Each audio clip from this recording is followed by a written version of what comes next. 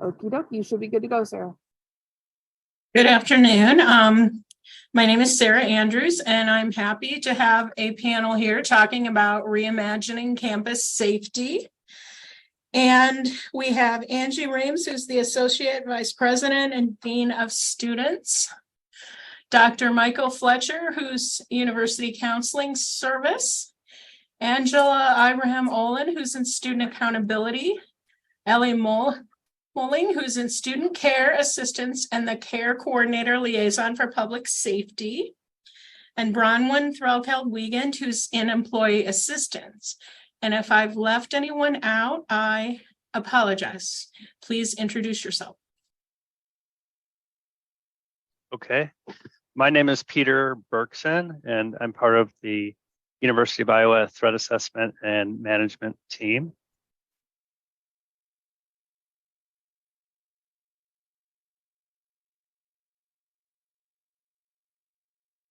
Thanks, Pete.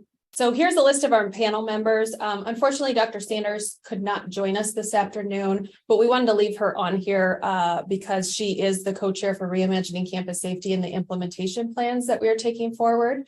So again, I don't think Mark was able to introduce himself, so I'm going to have Mark hop in here real quick and share his role, but otherwise we'll learn more about each of these roles and these individuals in the coming time. But we're thankful to be here. We look forward to sharing about reimagining campus safety and then some next steps and then discuss situations. So Mark, I'm going to toss it to you quick. Yeah, thank you. I actually used Angie's link to get into this Zoom, so I was frantically changing my name from Angie Reams to Mark Bullock, so I was a little busy there. I'm Mark Bullock. I'm the Assistant Vice President for Campus Safety. Thanks, Mark. So we wanted to provide a little bit of background on reimagining campus safety. You know, there's been some Iowa Now articles. There's been some information shared about the reimagining process since it started in 2020. But so many of you may remember the Reimagining Campus Safety Action Committee began in 2020. And there were quite a few members who came together, did lots of assessment and gathered feedback. And we're able to put together recommendations for how we wanted to reimagine campus safety at the University of Iowa. And so from those recommendations, an implementation team was formed. And that team was really tasked with creating a plan and creating strategies for how to implement those recommendations. So that team was co-chaired by Dr. Sanders and myself. And we've really been working to now put those strategies into action. So that implementation team report came out on March 6th in an Iowa Now article and shared kind of our final report and our recommendations. And so now Sarah and I are tasked with taking forward those recommendations and partnering with Mark to really take it forward to the next step. And so Mark's going to share a little bit about those recommendations. Yeah, thank you, Angie. So I was a member of the Reimagining Campus Safety Action Committee, and then I've been a member of the subsequent committees since then. And coming out of the Action Committee, we narrowed it down to a few recommendations. The first to be to provide non-law enforcement response options for things that aren't necessarily criminal in nature or immediate life safety impacts, like basic needs, crisis intervention, and follow-up. Also to invest in those services, to include mental health, case management, well-being, and basic needs. The third recommendation was to create a presidential campus safety and accountability board. This board is being developed with the intention of being that constant feedback loop so that the public safety or the campus safety services can continuously improve and more effectively and narrowly focus in on what are the specific needs of our campus right now and get feedback on how we're doing those things. And lastly, is to collaborate with local public safety and community officials to make sure that what we're doing on campus is similar to what we're doing off campus, so that the student experience, when they experience safety services, it can have some sort of expectation of consistency, and that we can work to bring our resources out to our adjacent partners. One of the things that has been ongoing since 2020 is we weren't really waiting for the recommendations or the strategies to come out. We knew there was things that we could immediately start to implement or things we could do as a campus community to enhance our campus safety. And so a few of the things that we have completed since 2020 and since that action committee inception has been adding additional staffing for basic needs support. So we've ramped up employment within our food pantry and our clothing closet. And so we've really been trying to create a foundation for basic needs support for faculty, staff, and students across campus. We established a contract and a partnership for a 24/7, 365-day mental health support and crisis line with Community Crisis Services. As many of you know, Community Crisis Services oversees kind of the suicide line and had the crisis line initially for Johnson County. They were a key partner in a lot of our response efforts and our supports for mental health. And so it was critical that we continue to maintain that partnership, and we were able to create the UI support and crisis text, chat, and phone line for students to call. So they had somebody direct, and then they're able to partner with us if they're interested in campus support. They're able to share that information with us and make sure that we're able to liaison with additional campus resources, in particular with University Counseling Service. We also were able to add alternative transport. Oftentimes our University Counseling Service or our residence education, our residence halls, we're having to call for a medical transport or a transport to the hospital. And the only option at the time was to call police to assist with those transports. So we were able to work through and partner with UCS and with residence education to figure out what an alternative transport option would be and what it could look like when, especially a UCS counselor is aware, they've done the assessment and they just need help transporting the student over to get them additional care. And so we have this alternative transport option available for them. We also were able to convene ongoing campus conversations about difficult issues. We know diversive topics have been challenging for our students, and we really wanted to focus on expanding mindful and engaged topics, as well as really reinforce and supplement the Journey to Unity programming to support student, faculty, and staff engagement in those deliberative dialogues regarding difficult issues. Our next day of dialogue is coming up at the end of April, and we continue to find ways to increase students' opportunities for having these conversations and for thinking about how they can grow and develop their ability to have these dialogues around difficult issues. Angela? So the next piece that we've been able to do in our offices are initiating and piloting a response, restorative justice responses and practices within the Office of Student Accountability. And so we've been working towards that, with culminating in a large training that will take place this summer that we can keep folks aware of as well. And then secondly, we've also been able to hire actually 2 student care coordinators to provide follow-up and co-response support for mental health issues that happen on campus or in our university residence halls. And then here in campus safety, we've designated a University of Iowa police officer to be essentially our chief diversity officer within our organization, and that's Alton Poole, who's been doing community outreach efforts on campus for many years now. And he's going to serve as the one of the staff people that are in a new space that we're creating up on the first floor of, I see that we've got some Alton Poole fans in the chat. There's no shortage of those. He's the most popular man on campus. That's what my kids call him, at least. So we're creating a space up next to Student Disability Services. It's essentially going to be our storefront. So all of our very public-facing, non-response functions and partnerships will be housed out of there. And that's going to be a space that Alton's going to reside in. We'll have also threat assessment space. We'll retain some space for student care. So then community outreach and lost and found fingerprinting, the more public facing non-response services that we offer. Great. And we've continued to add more and are in progress in a variety of the strategies that we'll share with you. But these were kind of key action steps that have been completed since that initial action committee began their work. So one thing we wanted to talk about is how do we measure success, if you will? So those key performance indicators. And so we're really looking at focusing on improving campus climate around safety. We want to increase transparency. One thing that the action committee heard through their feedback meetings and through the focus groups was there's just not a lot of transparency about what goes on, especially amongst police forces, but in general regarding campus safety. So increasing transparency around all aspects of safety on campus will be critical. Ensuring our safety ecosystem puts people first, creating a sustainable process for providing feedback on safety issues so that what we're calling the Campus Safety Improvement Board, which will be launching this year, Mark touched on that in the recommendations, will be one of those ways that we create that sustainable process for providing that feedback loop to campus safety and hearing about concerns, but also talking about ways that we can be creative and innovative in changing what campus safety looks like at the University of Iowa. And finally, just providing those alternative response options for responding to individuals in crisis, whether that's the co-response model, or it's a different response model, or it's partnering with community partners. We're really looking into what all of the options are so that anybody can contact a resource and be able to receive the support that best meets their needs.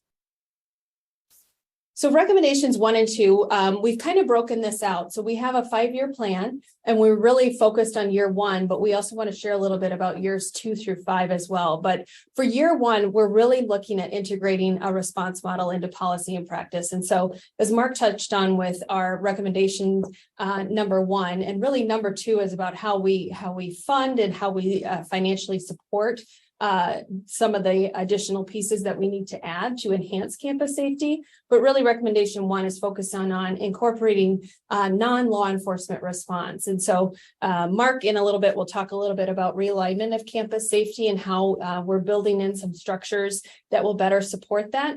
But the student care coordinators, our partnerships with community, including mobile crisis response, which provides in-person response as well as transport options, and the care ambulance system have been ways that we are really focused on those non-response. We're piloting some different models in our residence halls regarding collaborative decision-making protocols. And then again, we are really focused on elevating safety rather than policing. I think that oftentimes when we talk about campus safety, some people focus directly on police, while other people have a very different idea of what safety means. And so we really want to elevate enhancing campus safety during this time and providing a variety of options for response. We'll continue our campus and community collaborations. As I said, we have a critical partnership with community. They've been an amazing resource and we continue to build that foundation. And then we have active and ongoing opportunities for just engagement and advancement. We plan to look at different trainings. We're piloting kind of a training and response model with the College of Liberal Arts and Sciences currently this semester that we'll be assessing. And so we're just trying to find ways that we can create a better triage system, but also a better support system. So there's resources and options available to our campus community. With Dr. Sarah Sanders not being able to be here, I'll step in so Angie can catch her breath just a little bit. So continuing on with recommendations 1 and 2 on the more longer term, we're going to continue to increase access to 24/7 mental health resources and counseling. Angie talked about a lot of the efforts that have already been made. We're going to continue to focus on making those options and resources more robust and accessible. Also increasing knowledge of mental health and basic need resources. We're going to do this through training and messaging, training for the people who are responding and doing the work, making sure that they're always aware of what's out there and how to identify where some alternate resources could become valuable, while also raising awareness within the general campus community. We're going to continue to invest in a culture that ensures basic human needs are met and supports holistic well-being.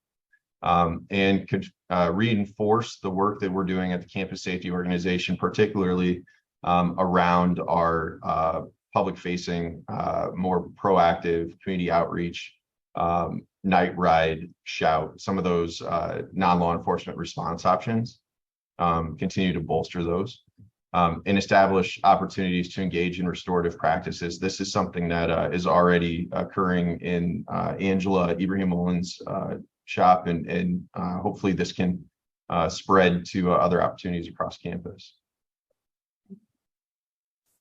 So as we shared, recommendation 2 is really about the financial plan. And so recommendation 3 digs into that campus safety improvement board. So this will be a presidentially appointed board with a variety of campus and community members, as well as executive leadership. And we really are working closely with the president's office to ensure that we are able to hold this board accountable and create a true improvement board, if you will. So that feedback loop, that ability to hear concerns, to talk about innovative ways that we can enhance campus safety. And really, we're looking to establish the University of Iowa as, one of the top institutions that looks at safety a little bit differently. And so we are establishing mechanisms for how we're going to integrate the engagement with campus and community stakeholders. We're planning out what that will look like right now. And so we hope to be inviting members to attend or to participate on the board. It will be a board that will have regular turnover and terms, but we hope to be able to announce more about the board this coming summer, with the board officially taking place in the fall semester. The board will also kind of help keep the reimagining implementation report and the strategies, if you will, on track as well. So they'll be reviewing kind of progress and next steps and helping us tweak strategies as we continue to move forward with implementing the plan. Recommendation 4, what we're planning to do to address the recommendations there is Haley Bruce used to work over at Strategic Communications, and we've hired her full-time to work within campus safety. When I was in the Reimagining Action Committee, one of the things that there were multiple things that became apparent to me, but one of the significant things was that in the campus safety services that we offer, we don't communicate it out as well as we could or as well as we should. So it's important that we create opportunities and be more targeted in what message we're getting out there. And we're trying to do that through a strategic communication plan that Haley has developed that is going to focus on the different things that we do to build relationships with our community and opportunities and ways to access services that we provide. Also, we're going to increase safety and security awareness and training. We're going to do this through video series, in-person offerings. We've offered multiple trainings throughout time, throughout our existence. And we're really kind of refocusing on what's important, what's needed, and what's timely now. We're going to, as part of probably a larger campus project, I guess, review HAWK tools and evaluate opportunities to make ourselves more accessible in a digital environment. Again, much like a lot of other services on campus as well, and continue to focus on people being aware of services like Shout and Night Ride and safety opportunities there. One thing that we did that has been really cool is we created a student advisory board. So we partnered with undergraduate student government, Patrick and Vera. We meet with them, I think, bi-weekly at this point. Together, we created an advisory board of student representation across campus. They come in and we share some of the different services that we provide and some of the new things that we're trying out, and get feedback and try to see, what from a student perspective, if they think that it's valuable, but then also hear, again, from the student perspective, what are we missing? What can we do better? That's been really valuable, and it's been a great opportunity to build relationships with that group.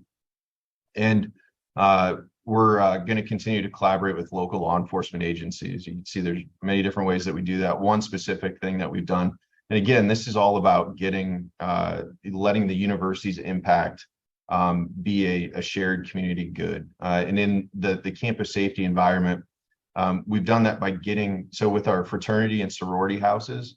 They're in the Iowa City Police jurisdiction, so they're the primary response. I'm very happy to work with the Iowa City Police Department. Very professional organization. We're happy to have that partnership.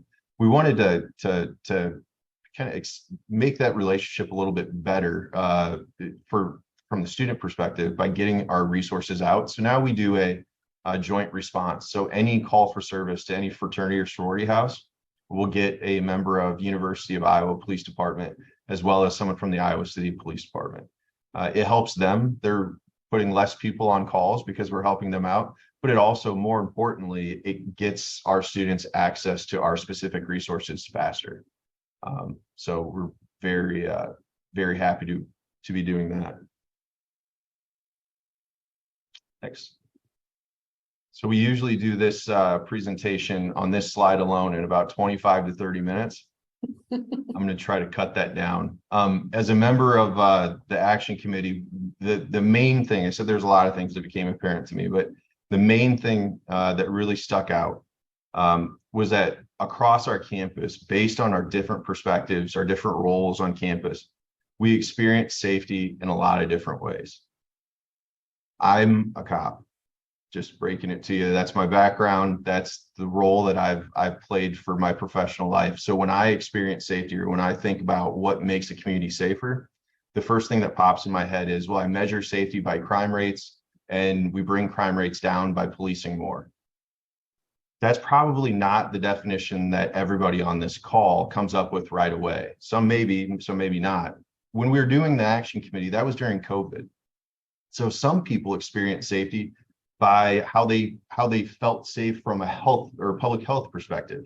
Others, it was from a financial perspective. The more financially sound I am, the more safe I feel. For others, it's I feel safer in places where I feel included, or that I'm valued. So we all see safety differently. So we have to look at things from a broader, more holistic perspective. That's where that holistic perspective comes from, that it's not just one or the other.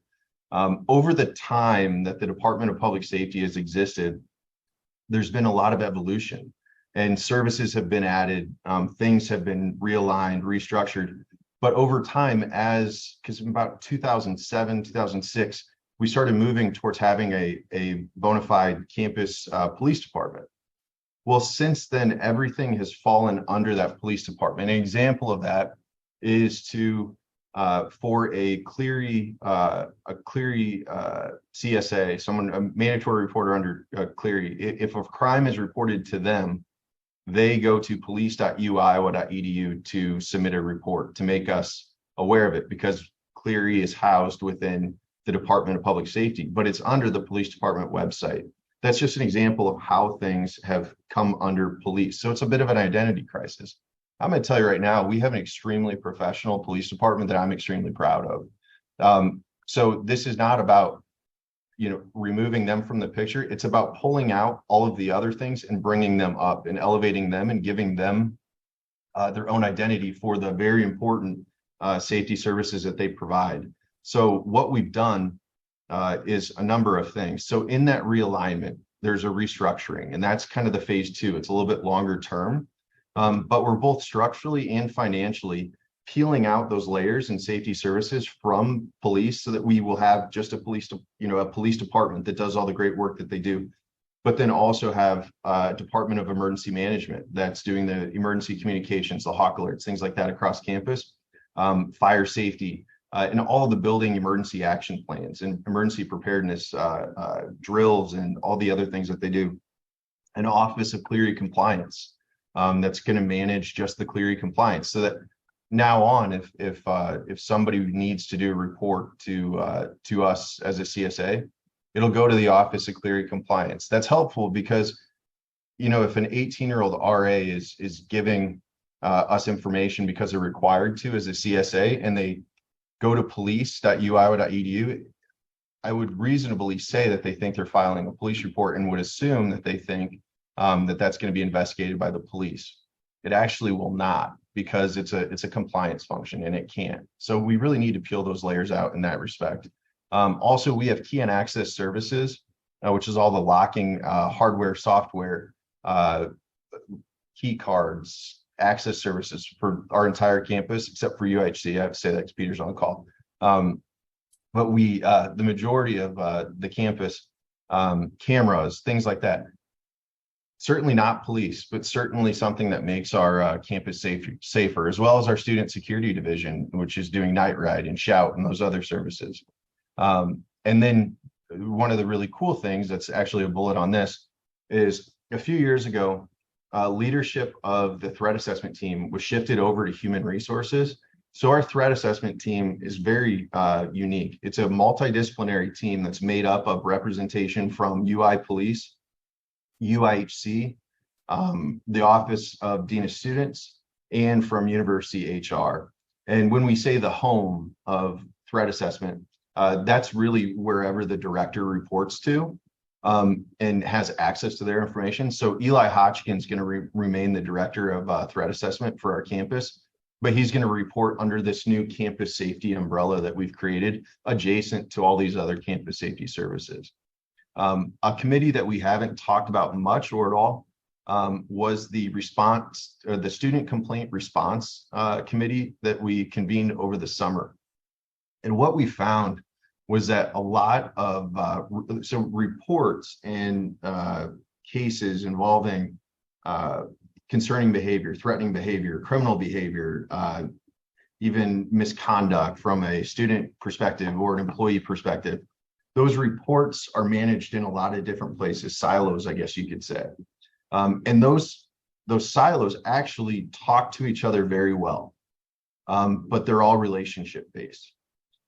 So what we wanted to do was create a system in which all of those different reporting mechanisms all come into one integrated dashboard and into one integrated group. So we created the Campus Threat Awareness Roundtable, which is comprised of senior leadership from all of those different reporting mechanisms. So Angie, myself, and Cheryl are the co-chairs of that currently. But members include our chief of police and Angela Ibrahim-Olin, who is the director of student accountability. Also the director of employee labor relations, Title IX investigations, so on and so forth. And all of their reporting information comes into this central dashboard that just skims a very high level bit of information like a student ID or a name just to tell us this person's popping up on multiple radars. You probably need to have a conversation. That allows us from a more holistic, broader community perspective to capture information and trigger us to say, it's time to have a conversation. And in that, we're hoping to make campus much safer. Did I miss anything, Angie? No, I think that was great. Oh, I don't know if I'd say great summary too, in terms of the time we usually take. I don't know if I'd say great. We'll go with moderately mediocre.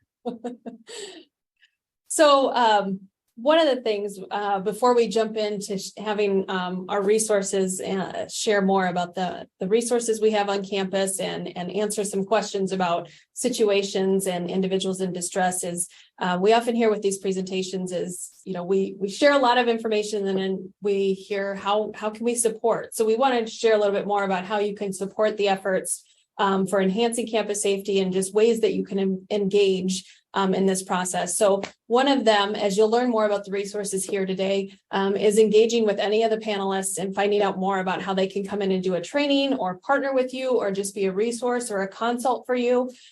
We also highly recommend, and we're happy to provide the contact information, is having community and mobile crisis come in and talk with your teams about what it can look like to partner with them, to call mobile crisis directly, and what does that referral process look like. I know a lot of people are hesitant to call the police when there's a concerning situation. They're hesitant to call mobile crisis because they don't know what the response looks like. They're more than happy to come in and do a training and talk through what the response would look like and the supports that they would provide you during a concern.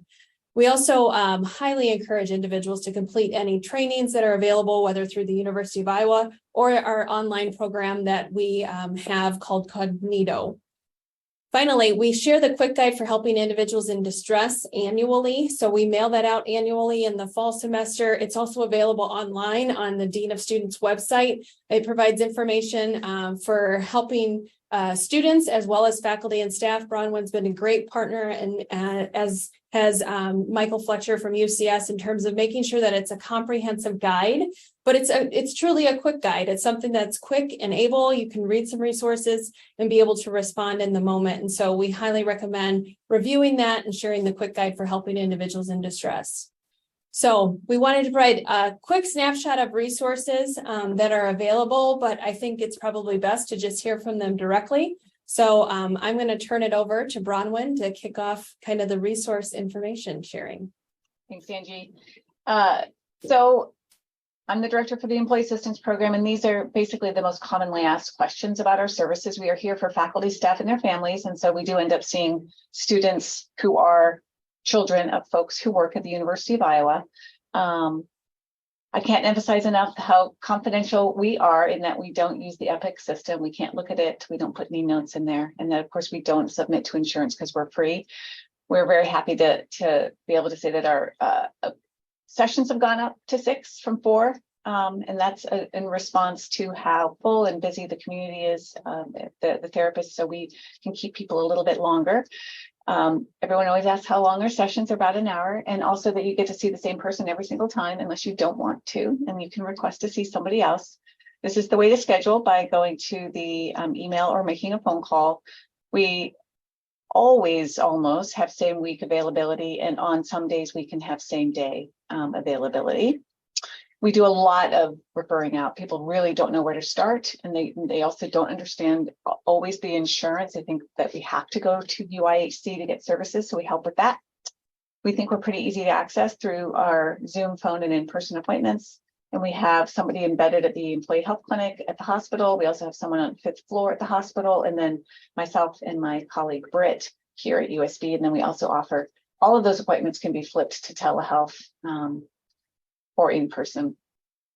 And our therapist at the hospital is very accommodating by having lunchtime appointments. And we also all see, we all have a 5:30 Monday, Tuesday, and Wednesday to help with people's very, very busy schedules. And these are just examples of some of the programming that we can offer. And I probably saw some of you doing QPR here a couple months ago. So thanks, Angie. Thanks, Bronwyn. Angela. Hi, everyone. So I'm representing the Office of Student Accountability today. And for part of our work, we respond to reported concerns when a student is alleged to have engaged in behavior that violates university non-academic policies. And so I want to highlight again that we respond for students, and that includes all students, undergraduate, graduate, professional students as well. And so these policies are outlined in the Code of Student Life, which includes policies prohibiting disruptive behavior, threatening behavior, harassment, and other behaviors. But these are primarily essentially the ones that you would likely see in the library system. During our process, we will gather information, meet with students, we'll provide sanctions when students are found in violation of university policies. And so we follow a very strict process when it comes to this work. But we want to make sure that we give a student a say in what allegedly happened and make some true determinations about whether or not the allegations occurred. And if they did, we want to provide some educational outcomes that will address the behavior. And so as the next bullet point lists, our process is progressive in nature, including the likelihood of more severe sanctions if a student's found responsible on multiple occasions. And so while it's rare for a student to be suspended or expelled for a first-time incident, it's not totally out of the realm of possibility. But again, our goal is to have our process be educational in nature.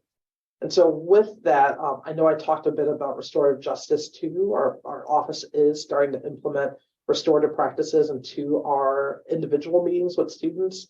And really, restorative practices focuses on 3 main questions. So what happened, what were you thinking about what happened, and what needs to happen to make things right? And so really putting the focus on the student to understand what they did, why they did what they did, what was wrong with that behavior, and then ultimately what they need to do as a member of our community to make things right. And so in that work, we're sometimes going to be calling on our colleagues, such as you all, to maybe operate in different ways and maybe to be a part of a conference that might happen with the student so that you could share professionally or personally what your experience has been with the student's misconduct.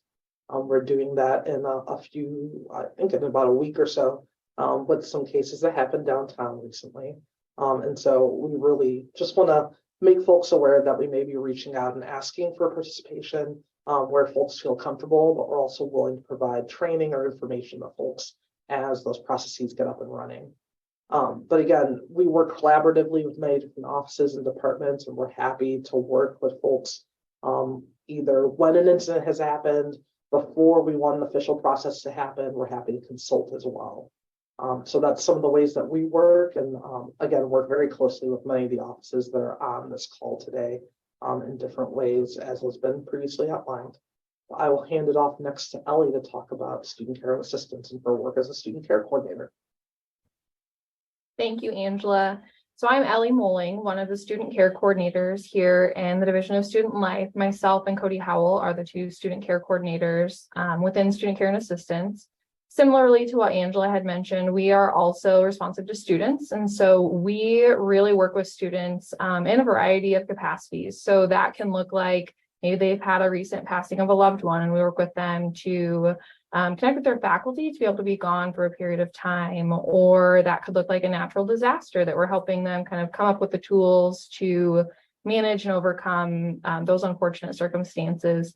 That also, though, often can include mental health barriers, physical health barriers, missing class for, a variety of reasons, but we are involved in completing absence notices and then really kind of supporting them to communicate with their faculty.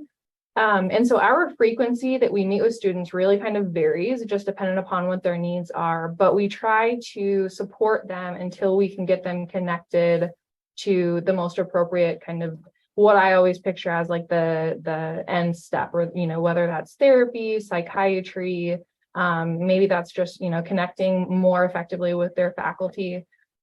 So we really always kind of refer to ourselves as like that one-stop shop. Like if you have a question, reach out to student care and we will, try to get that question answered for students. But ultimately our goal is to support students where they're at and help them be successful, but also really enjoy their time here as a student. And we also partner very, very consistently with Angela's office and with all of the folks over at UIPD. We really try to build strong partnerships because we believe that that is the way we can be most effective and impactful for students, is by helping them to feel connected across campus. But also one of the key components on this slide for me is the care coordinator role that Cody and I both hold is about 1.5 years old. So still fairly new, but we have been working to really kind of enhance our co-response with all of Mark's officers to be able to provide what seems kind of as a like softer second option for students in crisis across campus that allows them to be met with someone who is not always law enforcement, that allows law enforcement to then continue on in their role as law enforcement and allow Cody and I to really kind of step in those moments of crisis and either, support them as they transition to the hospital or maybe connect them with another natural support, things of that manner. We also, within our office, have the Student Life Emergency Fund, which is available to students to apply for, that is really kind of just available to help them overcome financial hardships dependent upon, their specific circumstances. So we do have an application online that students can fill out to do that. And then it is processed actually pretty quickly quite often. But then also someone from our office would reach out to just kind of connect with them, provide support, and kind of see if there's anything we can do to help them overcome a more long-term financial barrier. I'll just quickly go through some of those. We also have the support fund for name changes, the safe room, which is just an option if a student kind of needs out of their current housing environment in a way that allows them to be more safe in those moments, to remove them from that environment. EIT, which is a group of folks that connect to discuss barriers that students are facing that might impact them and prevent them from being able to be academically successful. And that encompasses several of the people that are on this Zoom with us today. The UI Crisis and Support Line is one of our very strong partners that we connect with. Students are able to consent if they would like our office notified if they reach out to the UI Support and Crisis Line, which allows us to really effectively make sure no one's falling between the cracks if they're utilizing some of our community resources. And so it allows us to, I think, also build better community partnerships. And then, of course, the CSU up in the hospital, GuideLink Center are a couple of our other really strong partners, as well as Mobile Crisis and just folks within the community. We really try to lean on them so that we can have a very collaborative approach that allows us to kind of wrap our arms around students in a way that helps them be successful, but also sustainably kind of in a long-term way. And then, of course, always making referrals and consultations.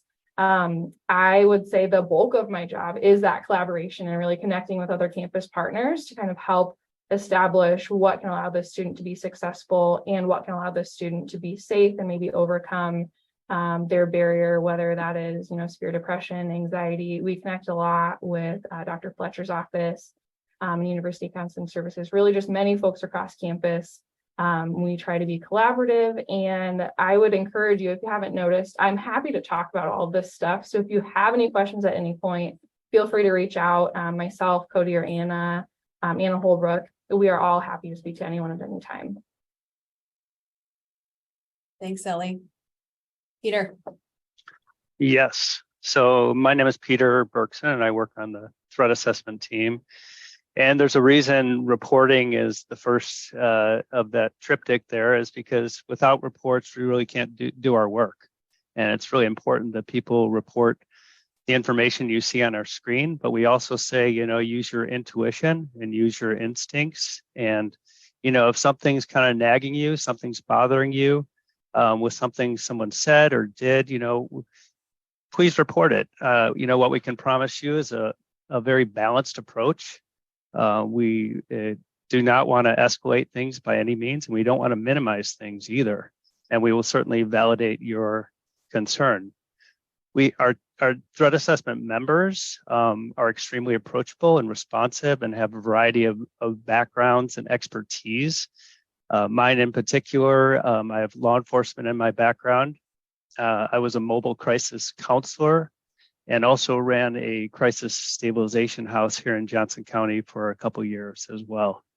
I will say that our assessments that we make sometimes have a short shelf life because life continues, and so the management piece of assessment and management is so important because life continues to evolve, and we hope that people can kind of move on successfully in their lives after having a grievance, after having made a threat, but sometimes that isn't the case. And we like to stay with people and develop that rapport, especially with individuals who are of concern, so that we can have a better idea of what's going on and make a better assessment as we move along. We do pride ourselves on having that balanced approach.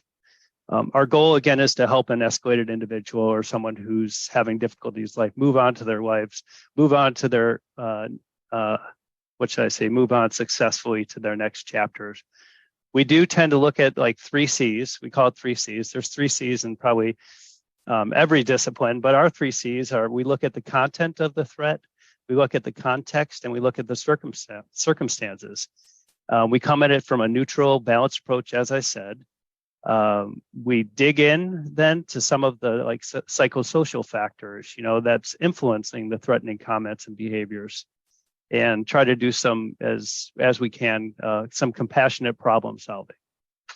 I'm on the healthcare side, yet do help out on the other side at times because, we're working together. And as Mark Bullock commented on, it's a community-based approach. And the university, fortunately, has people in a lot of different areas who are very concerned about safety. And so we're all working together to provide a safe campus. And sometimes people are showing themselves and bringing their attention to themselves in many different areas of their lives, whether it's at home, at school, at social gatherings. So sometimes we're saying, hey, we should really look at this individual and see what's needed to help them be successful and for the community to be safe. We do prevention of escalation training through the hospital. So that's one training just to mention, but also, Elton Poole, which people are fans of on this meeting, and I can't blame them. I'm a big fan of him myself, does a great presentation on prevention of escalation as well. So that's me. Thanks, Peter. Dr. Fletcher. Thank you so much, Angie. I'm Michael Fletcher, and I'm the Director of University Counseling Service. My background is in clinical psychology, and like most folks, I have some experience with managing mobile crisis responses, assessment, treatment, and clinical work. The University Counseling Service is a student-facing, free, confidential agency. And I want to emphasize confidential because it's really, really important. It's at the top of our ethical and professional practices that we hold that dearly. And recognizing that that's true, the only other thing that surpassed that is safety. So I'm excited about the work that we're doing. Safety surpassed that such that we break confidentiality if there's intent to harm self or others. And this is where it comes in, whereby we are really, really attuned to providing access to care, because we want to make sure that people's health are taken care of. And we care about people who care about their health, and we care about people's health. So we provide a variety of drop-in services in multiple ways. It can be psychoeducational groups, it can be support groups, it can be outreach, it can be events, workshops, and our famous Let's Talk Hawks kind of services. We provide same-day services, and appointments are always difficult in general in terms of capacity. I'm sure that's true for most services and for most agencies, especially given this time and climate. But one of the things that we do is that we are very attuned and sensitive to the needs for crisis. And so we provide time-sensitive, same-day access, and we call that consultation. So it can be a one and done. It can be an ongoing process that is separate and apart from the regular counseling that we offer, which is individual relationship counseling and group counseling. When we think about safety, like Mark, we think about the physical safety, but beyond that, we think about the psychological safety, the emotional safety, and that's really in our wheelhouse, right? And we think about it for all people on campus, although we are more student-facing. So we do consultation around if a staff and faculty calls regarding safety. We break confidentiality again if it means that we are saving a life. One of the things that I want to point out around emotional safety is when we talk about the co-response model that has talked about extensively on this presentation, the reality is that that is so key that it really shouldn't be overlooked, because when someone is in distress and they have to go to like an emergency room, and especially if they're going to be traveling with someone who is unfamiliar to them, they really want someone who can help with draining off the emotions, and someone who they might be familiar with, whether that's a therapist, a counselor, or a mentor, someone, or a friend, even a family member, but someone who can attune to that emotional safety. Oftentimes, we find that the marginalized, minoritized community do not access care for a variety of reasons. Some of it is cultural, some of it is access, some of it is fear. And one of the things that we have done is to make sure that we are prioritizing it and this particular level of support, and therefore be intentional about growing our collaboration and liaison with these communities right across campus. I think it's important that we recognize and support students with specialized identity, and so we have offered support spaces and groups that can attune to those identity. One of the things that we do, and we do this in collaboration with the Deans of Office, Student Care and Assistance, is that when we have crisis, whether it's in local crisis or crisis nationally or overseas, we tend to reach out to students who it might affect to provide a variety of services that will meet their needs, whether it's physical needs, psychological needs, and to ensure that there's safety and belonging. And so we partner to walk the walk with folks who are struggling with the impact of those crises. To that extent, we really want to meet students where they're at. And so one of the things that we try to do is not just say, hey, here we are, we have services, come and see us. So what we do is to embed ourselves into programs, academic units, and programs across campus. And we have a few of those looking to expand beyond the ones we have, but we have embedded programs in the College of Dentistry, College of Law, res ed, our resident education halls, as well as our College of Business TIPI. We partner with student care and assistance. We have talked about that before. But one of the things that is important for this piece is that what we want to focus on is that aftercare service, where we wrap services around students who have utilized the UI support crisis line and perhaps are coming back from an hospitalization or a similar kind of placement. And one of the things that we recognize is that there is an increased demand for case management. And I'm excited about that because folks are not just looking now for individual counseling, which is a service, but it's not the only service, and certainly not the service that will always provide a level of safety. And so along that line, we are looking to expand capacity around that kind of services, that kind of service, as well as to look at how we are providing a level of education around mental health, as well as insurance literacy, so folks can extend beyond just the university counseling service. We talked about long-term goals, and one of our long-term goals is to make it easier for people to access our service. And students have reported many times how anxiety-provoking it is to call sometimes, even though that seems to be a simple and easy way to access us, but would like to go online and make an appointment, or to go online and look for our online referral source so that they can actually access service, whether within the university counseling service or outside of the university counseling service. So we are really focused in and just looking at all aspects of that idea of safety. Thank you, Angie. Thank you all. Before we jump into the question and answer portion with the panelists, we had asked in advance for just situations that library staff have experienced in ways that our panelists could share more about how they'd be able to partner and consult and respond.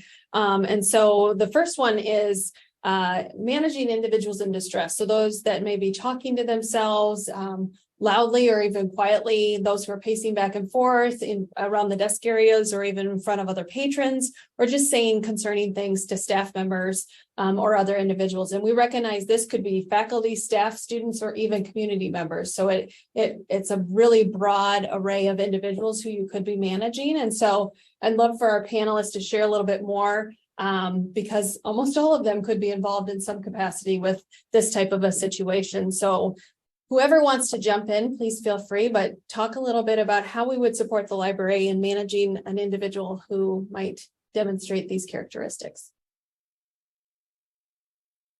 I can jump in on this one. So this would certainly be an instance that you might see Cody or I. So a way that this would appropriately be handled, or that I would encourage you to handle this. So right now, the way that Cody and I respond to calls is first through UIPD Police Dispatch. And then they have a way in which they contact Cody and I, and then we would be able to respond to that call. Because that just really kind of helps us complete our assessment, which determines then also what other folks we need to connect this individual with. So I would encourage you, if you're concerned about this person, if it seems as though they're in distress, one of the things that you could do would be contact police dispatch. And then another consideration would also be mobile crisis outreach, as Cody and I are only here available during the day. So those would be kind of my two thoughts on that one.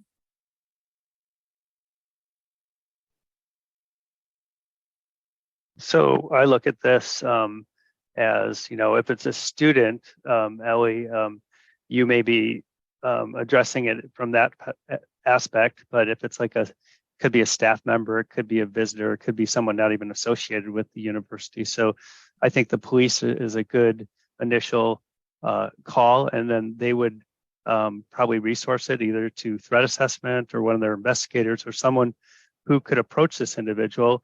And maybe a decision can be made, you know, do we need a uniformed officer approaching this individual, or do we need someone in more plain clothes to do that? And, you know, sometimes individuals are comfortable approaching the individual themselves, you know, and so it all depends upon their capabilities and what they're comfortable with. So sometimes staff themselves may approach them and ask them, hey, how are you doing? Something of that nature. And I think sometimes we'll learn more from that too. It all depends on people's comfort levels and really case specific, what's actually going on, what's being said. I agree with Peter. If it was something where someone was comfortable, and I think that there's been instances even at USB where we've had folks enter the building before we had our current system where you can't enter. It is kind of an assessment. Am I comfortable approaching? And then I would just approach it with a lot of empathy and compassion. My name is Bronwyn. How can I help? Especially when they're in this building, they are looking for something and they may be lost. And in the library, they may actually just be wanting to hang out because it's warm and nice. But I agree that if you feel comfortable, that if you approach with empathy and compassion, that it can be the first step.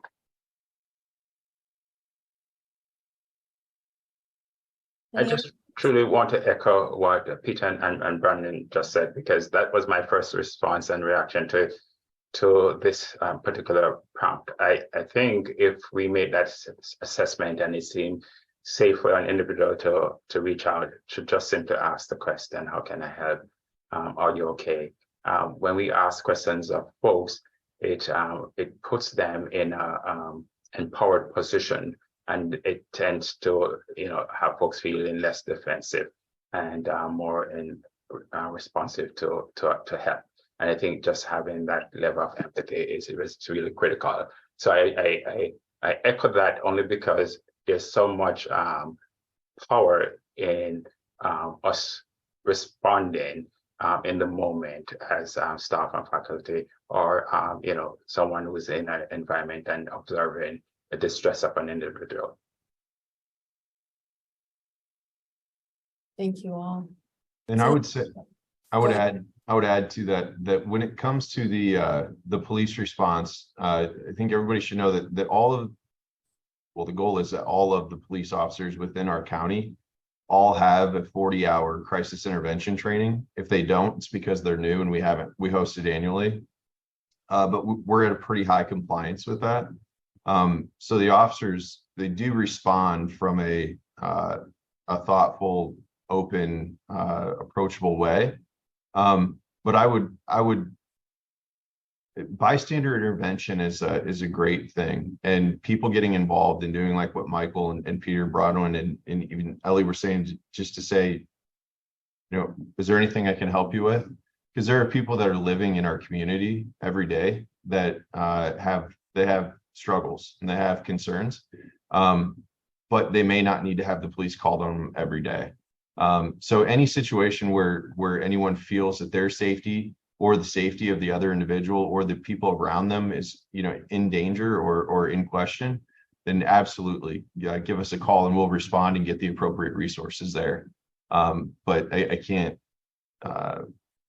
overstate the importance of, in lower level situations, humanity and reaching out and having that personal touch. Mm-hmm. Thank you. So our next one was about individuals making inappropriate comments, gestures, or inquiries to staff members, in particular student staff. And this revolved around more asking individuals repeatedly out on dates or making sexual type comments. And so I might actually tap Angela to kick this one off regarding Title IX and how that can be managed. Yeah, so I think much of my response will be similar to other people's response about comfort level in responding. It's hard when you're working, leaving the situation if possible, or otherwise indicating that the comments are unwanted.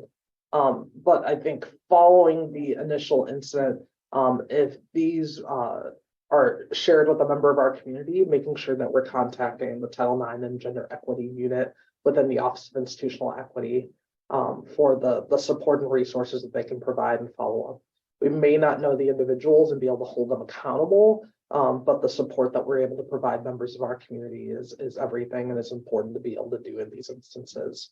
But yes, if the comments are either sexual in nature or if they are related to relationships or bodies or other pieces like that, or protected classes such as race, gender, sexual orientation, ethnicity, and a host of other pieces. Making sure to report that information so that the university is aware is important. Thanks, Angela. Any I would other- add to that nobody has, as part of their job, a duty to be harassed or a duty to feel uncomfortable. So feel free to set boundaries, to let people know that their comments are not welcome and that you'd appreciate if they'd stop making them. Obviously, that's something that you have to gauge on your own as to how comfortable you feel.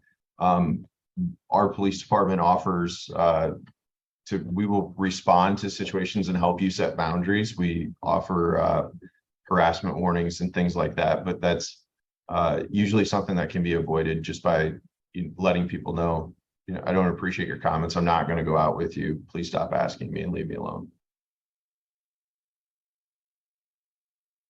Great. Mark, you kind of touched on the next one. So setting boundaries for those who do not need any assistance, but are hanging around the desk or won't leave staff alone. So I don't know if you want to expound a little bit more or turn it over to someone else. Well, I will say that the libraries have presented interesting circumstances for us in the sense that you often have expanded hours. Not always are the people that are using the services in the libraries or using the spaces in the libraries actually affiliated. They're pretty accessible spaces. So we've responded on numerous occasions to our libraries for situations like this. And again, it comes back to your comfort level. If you feel comfortable setting boundaries, be firm in those boundaries and make them known. And if not, we're happy to come and help you talk through options or even assist you in establishing those boundaries. One of the things that I see that's usually helpful in both those situations is actually what Mark says, but more around assertiveness training. There are organizations and groups that engage in assertiveness training that gives staff the skill sets to set those appropriate boundaries and feel comfortable doing so, recognizing that it's most appropriate and it's a safe skill set and tool to have.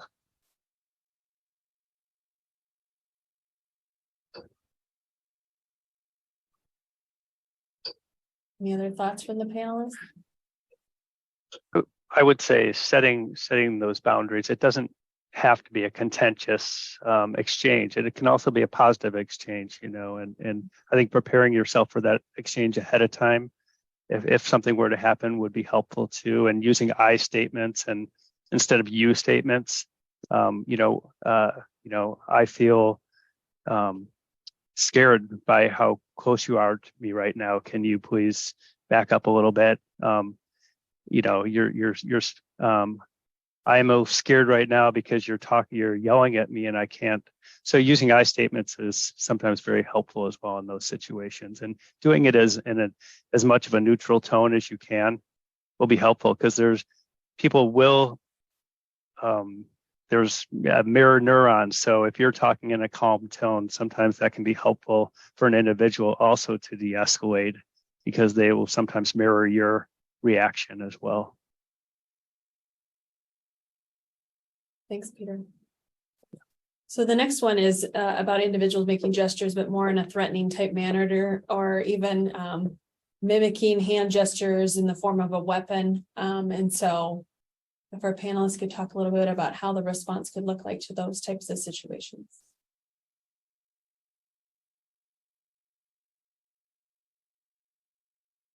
I feel like I almost always start responses with "it depends."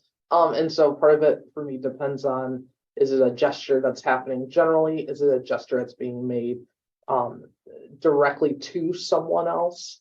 And some of that, both are concerning to me, but I think the gesture being made at an individual for me leads me to involve law enforcement, which is, again, I know a step that not everyone is always comfortable in taking. Depending on if the situation feels like a not so immediate concern, that would also be a moment where I would work with the assessment team to assess the concerns if an individual is making those references.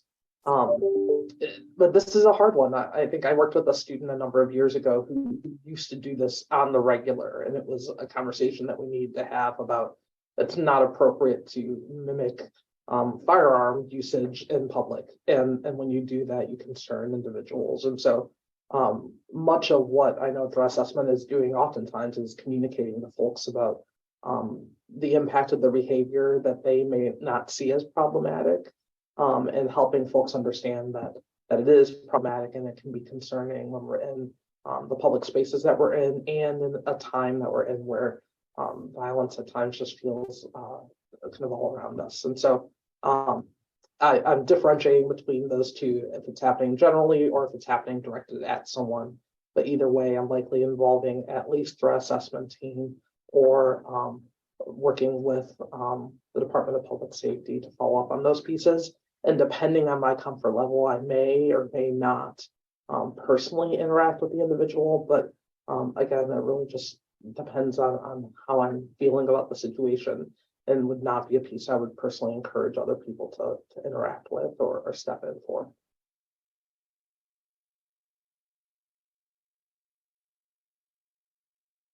And I would say that this would be what we'd call kind of a clue to something going on in someone's life that's very distressing, or a lot of times it's in a defensive way that they're making this kind of offensive gesture, and we would like it to be reported. And again, we would kind of look into the matter, do a cursory background and maybe even a further background if we discover certain things about this individual. But sometimes people are presenting here and doing these things, these gestures, but they're also presenting in other areas of their life within the university and within the community. So sometimes we're trying to put those puzzle pieces together to figure out, what's going on, so we can get a better view of how to approach and how to really assist this individual.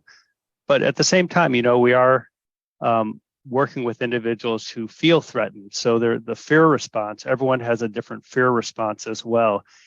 So we're coming at it from a traumatic lens, and some people might brush off certain things where other people feel very affected by it, by their background and experience. So we're looking at a lot of different factors and nuances and complexities as we assess a situation.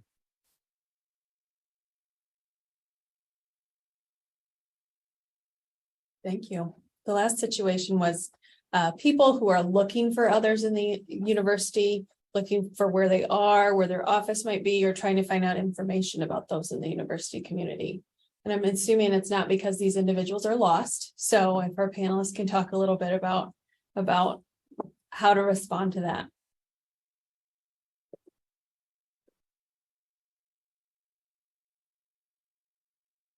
Let's say my response to this question is actually pretty similar to the individuals making inappropriate comments. I think the first piece, if they're asking that information from staff, I think a blanket response if I don't feel comfortable getting that information out. But we generally do have email addresses that are available, and if they would like to ask that individual for that information, they're welcome to do so. But I think the other piece I would want to do in those instances is also then report that information to the Title IX Gender Equity Office, particularly because I'm thinking about stalking concerns, which I think would also be helpful to notify the threat assessment team about it as well. Yeah, I think this is depending on how it's approached, might be an easier one to respond to, because individuals might better accept the, I don't know that information, so I wouldn't be able to share that with you, or I don't feel comfortable sharing that, and then being able to report that information was asked for about members of our community.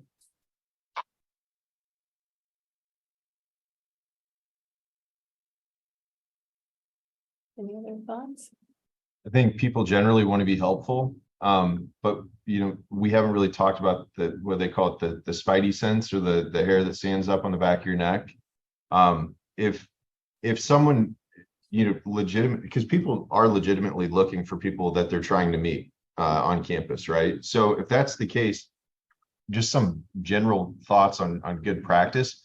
is don't give people access to places that are restricted access. If they're there to meet with somebody, call that person to you to meet them rather than you taking them to them through a restricted space. You can always reach out if they're looking for someone specifically, reach out to that person and see if they're expecting somebody. And then, as Angela says, it depends. Depending on the outcome of those inquiries, will really dictate what you do from there on. And if they appear to be there for not legitimate reasons, then or with bad intentions, then obviously reach out to your resources.